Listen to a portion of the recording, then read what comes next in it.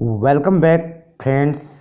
एक बार फिर से आप सभी का स्वागत करता हूं आज के जीएस सेशन में। और आज का जो सेशन है गाइज बहुत ही खास होने वाला है, क्योंकि पूरा जो क्वेश्चन है आपका जीएस का है और अंत तक जरूर देखिएगा। रेलवे 2024 के लिए बहुत इंपॉर्टेंट है। तो पहला सवाल आप लोग के बीच में है, आंसर कमेंट बॉक्स में ज़रूर कमेंट करने का प्रयास कीजिएगा गाइज, इससे आप लोगों का हैबिट डेवलप होता चला जाएगा। निम्नलिखित में से किसे वर्गकी का पिता कहा जाता है? ऑप्शन ए है एलंगर, ऑप्शन बी है अरस्तु, ऑप्शन सी है लिनियस, ऑप्शन डी है थियोफ्रेस्टस। थोड़ा सा कमेंट फास्ट कीजिएगा गाइस, क्योंकि वीडियो जो है थोड़ा फास्ट रहेगा। जी बिल्कुल सही आंसर हो जाएगा, option number C is the correct answer होगा, लिनियस। अगले सवाल की ओर बढ़ते हैं। क्वेश्चन नंबर 2 है, द्विनाम पद्धति के प्रतिपादक हैं? ए लिनियस, ऑप्शन बी थियोफ्रेस्टस, सी चिनसन, डी एलंगर। बिल्कुल करेक्ट आंसर हो जाएगा, option number A is the correct answer हो जाएगा आपका लिनियस। चलिए नेक्स्ट क्वेश्चन, क्वेश्चन नंबर 3 है, वर्गीकरण का प्राकृतिक सिस्टम किस वनस्पति विज्ञान के प्रस्तुत किया था? विज्ञानी ने प्रस्तुत किया था। ऑप्शन ए भारतीय, option B German, option C Swedish, option D British. जैसा कि आप देख पा रहे हैं 2015 में पूछा हुआ सवाल है।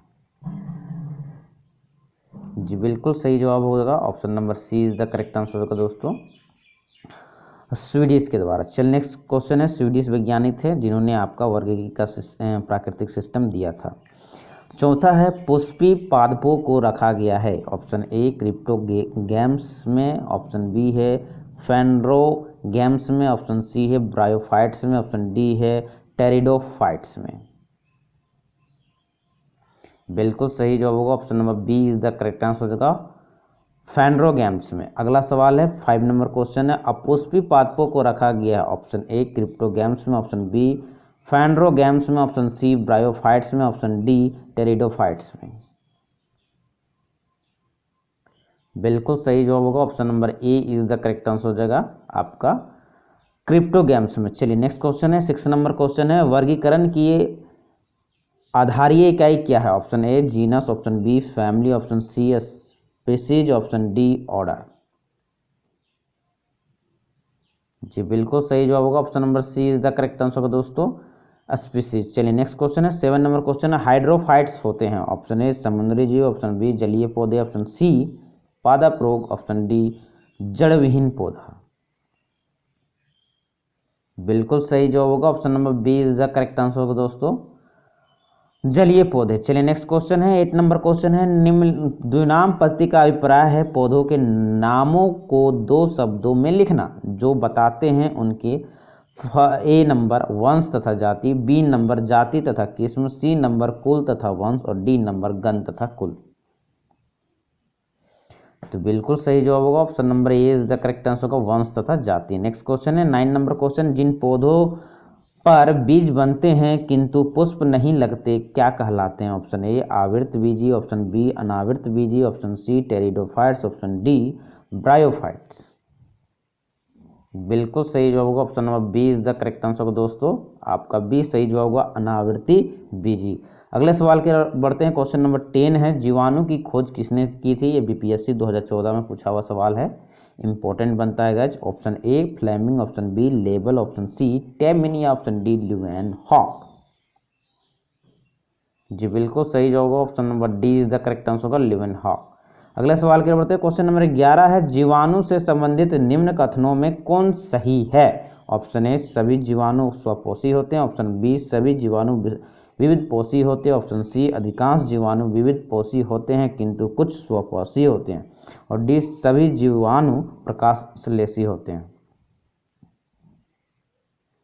जिसका बिल्कुल सही जवाब होगा, option number C is the correct answer होगा दोस्तों, अधिकांश जीवाणु विविध पोषी होते हैं किंतु कुछ स्वपोषी होते हैं। अगले सवाल के होते हैं, क्वेश्चन नंबर 12, जीवाणुओं को पौधे माना गया है क्योंकि? ऑप्शन ए ये गति नहीं कर सकते, ऑप्शन बी इनमें कठोर कोशिका भित्ति होती है, ऑप्शन सी ये विखंडन द्वारा गुणन कर सकते हैं, और डी ये सभी जगह पाए जाते हैं।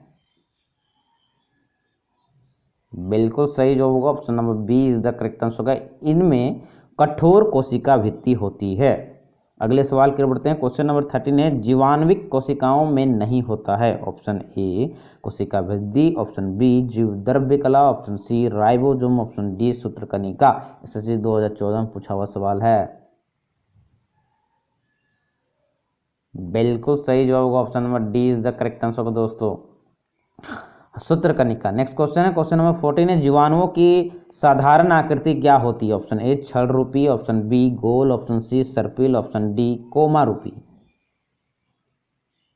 इसका बिल्कुल करेक्ट आंसर हो जाएगा option number A is the correct answer होगा छड़ रूपी। अगले सवाल की ओर बढ़ते हैं। क्वेश्चन नंबर 15 है, जो जीवाणु आकार में सबसे छोटे होते हैं कहलाते हैं। ऑप्शन ए गोलाणु, ऑप्शन बी है बाइविरियो, ऑप्शन सी है दंडाणु, ऑप्शन डी है spirilla.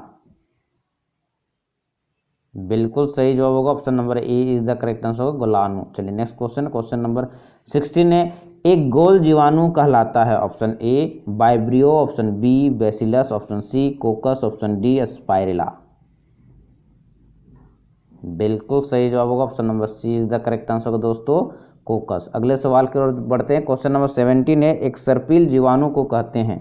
Option A diplococcus, option B bacillus, option C coccus, option D spirillum. बिल्कुल सही जवाब होगा option number D is the correct answer होगा दोस्तों स्पाइरिलम। अगले सवाल की ओर बढ़ते हैं। क्वेश्चन नंबर 18 है, वास्तविक केंद्रक किसमें अनुपस्थित होता है। ऑप्शन ए कवक में, ऑप्शन बी लाइकन में, ऑप्शन सी जीवाणु में, या ऑप्शन डी हरे शैवालों में। बिल्कुल सही जवाब होगा इसका जो बिल्कुल करेक्ट आंसर हो जाएगा option number C is the correct answer हो जाएगा जीवाणु में। अगले सवाल की ओर बढ़ते हैं दोस्तों। क्वेश्चन नंबर 19 है, निम्नलिखित में से कौन सर्वाधिक संख्या में पाए जाते हैं। ऑप्शन ए शैवाल, ऑप्शन बी कवक, ऑप्शन सी जीवाणु, या ऑप्शन डी कीट। बिल्कुल सही जवाब होगा option number C is the correct answer होगा जीवाणु। अगले सवाल की ओर बढ़ते हैं। क्वेश्चन नंबर 20 है, बैक्टीरिया में पाया जाने वाला प्रकाश संश्लेषी आशय कहलाता है। ऑप्शन ए श्वसन मूल, ऑप्शन बी मध्यका, ऑप्शन सी वर्निकी लवक, और ऑप्शन डी है जिंधर। ये 2012 में पूछा हुआ सवाल है एसएससी में गाइस। इसका बिल्कुल करेक्ट आंसर हो जाएगा option number C is the correct answer हो जाएगा वर्णिकक लवक। अगले सवाल की ओर बढ़ते हैं। क्वेश्चन नंबर 21 है, पाश्चर प्रसिद्ध है। ऑप्शन ए प्रोटीन संश्लेषण के लिए, ऑप्शन बी सूक्ष्मदर्शी के अन्वेषण के लिए, ऑप्शन सी रोगों की जर्म थ्योरी के लिए, और ऑप्शन डी है शराब के किण्वन के लिए। तो बिल्कुल करेक्ट आंसर हो जाएगा option number C is the correct answer हो जाएगा रोगों की जर्म थ्योरी के लिए। अगले सवाल की ओर बढ़ते हैं। क्वेश्चन नंबर 22, निम्न में से सबसे छोटा जीव है। ऑप्शन ए विषाणु, ऑप्शन बी जीवाणु, option C mycoplasma, option D yeast. तो इसका बिल्कुल करेक्ट आंसर हो जाएगा option number C is the correct answer होगा दोस्तों माइकोप्लाज्मा। अगले सवाल के बढ़ते हैं। क्वेश्चन नंबर 23 है, जो जीवाणु सीधे ही वायुमंडलीय नाइट्रोजन को नाइट्रोजन के यौगिक में बदल देते हैं क्या कहलाते हैं। ऑप्शन ए विनाइट्रिककारी जीवाणु, ऑप्शन बी है सड़ाने वाले जीवाणु, ऑप्शन सी है नाइट्रोजन स्थिरीकारी जीवाणु, ऑप्शन डी है नाइट्रिकारी जीवाणु। बिल्कुल करेक्ट आंसर हो जाएगा option number C is the correct answer होगा दोस्तों आपका नाइट्रोजन स्थिरीकारी जीवाणु। अगले सवाल की ओर बढ़ते हैं। क्वेश्चन नंबर 24 है, मूल ग्रंथिकाओं जिसे रूट नोडल्स बोलते हैं पाई जाती है। ऑप्शन ए कुछ लेग्यूमिनस पादपों तथा कुछ अन्य पौधों में भी, ऑप्शन बी है केवल कुछ लेम्यूनस पादपों में, और ऑप्शन सी है सभी लेग्यूमिनस पादपों में किंतु अन्य पौधों में कभी नहीं, और डी है सभी पौधों में। तो बिल्कुल करेक्ट आंसर होगा option number A is the correct answer होगा दोस्तों आपका कुछ लेग्यूमिनस पादपों तथा कुछ अन्य पौधों में। अगले सवाल की ओर बढ़ते हैं। क्वेश्चन नंबर 25 है, अधिक नमक वाले आचार में जीवाणु जीवित नहीं रह पाते हैं क्योंकि। ऑप्शन ए ये द्रव्य कुंचित हो जाते हैं और इस तरह मर जाते हैं, बी है अचार में जीवाणुओं के जीवित रहने के लिए आवश्यक पोषक पदार्थ नहीं होते हैं, सी है लवण यानी कि नमक जनन का संदमन करता है, और डी है जीवाणुओं को जनन के लिए पर्याप्त प्रकाश नहीं मिलता है। तो बिल्कुल करेक्ट आंसर हो जाएगा option number A is the correct answer हो जाएगा ये जीव द्रव्य कुंचित हो जाते हैं और इस तरह मर जाते हैं। अगले सवाल की ओर बढ़ते हैं। क्वेश्चन नंबर 26 है, मानव की आंत में पाया जाने वाला जीवाणु का नाम बताना है। Option A Corynebacterium, option B है एसर एसररिसिया कोलाई, और सी है वाइब्रियो कैलोरी, और डी है बैसिलस एंथ्रेसिस। इसका बिल्कुल सही जवाब होगा option number B is the correct answer दोस्तों, एसररिसिया कोलाई। अगले सवाल की ओर बढ़ते हैं। क्वेश्चन नंबर 27, तपेदिक जिसे टीबी बोलते हैं उत्पन्न करने वाला जीवाणु का नाम बताना। Option A Salmonella, option B है माइकोबैक्टीरियम, ऑप्शन सी है डिप्लोकोकस, ऑप्शन डी है स्ट्रेप्टोमाइसीज। बिल्कुल करेक्ट आंसर हो जाएगा option number B is the correct answer हो जाएगा